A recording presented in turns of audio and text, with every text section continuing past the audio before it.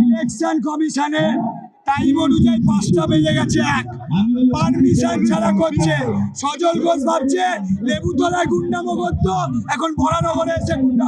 লেবুতলার গুন্ডা বরানগরে ঠান্ডা, লেবুতলার গুন্ডা বরানগরে ঠান্ডা, লেবুতলার গুন্ডা বরানগরে ঠান্ডা।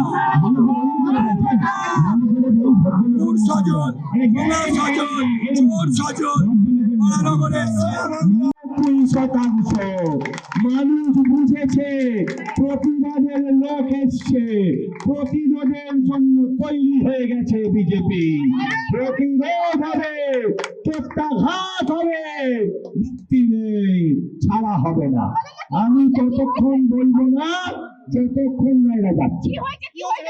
আমাদের পারমিশন ছিল বেলা 1টা বা 1:30 2টো অবধি, আমার ঠিক সময়টা মনে নেই। আমি এখানে 2টোর আগে চলে এসেছিলাম, তখনও এরা অটো নিয়ে ডিস্টার্ব করছিল, ফলে আমি ডিস্টারবেন্স এড়ানোর জন্য অন্য পাড়ায় মিটিংয়ে চলে গেলাম।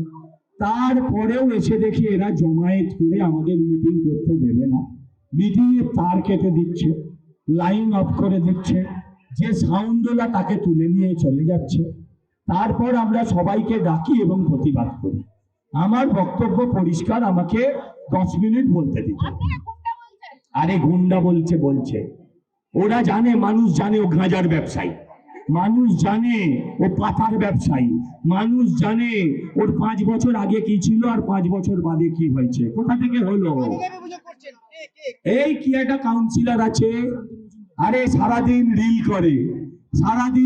করে, ভাইয়ের বিয়েতে মদ দিয়ে চান করায় আর ভাইয়ের বিয়েতে ডিস্কো ড্যান্স করে। হ্যাঁ, এটা কোন বাঙালির কালচার? এটা কোন বাঙালির কালচার? আমি ছেড়ে যাব না।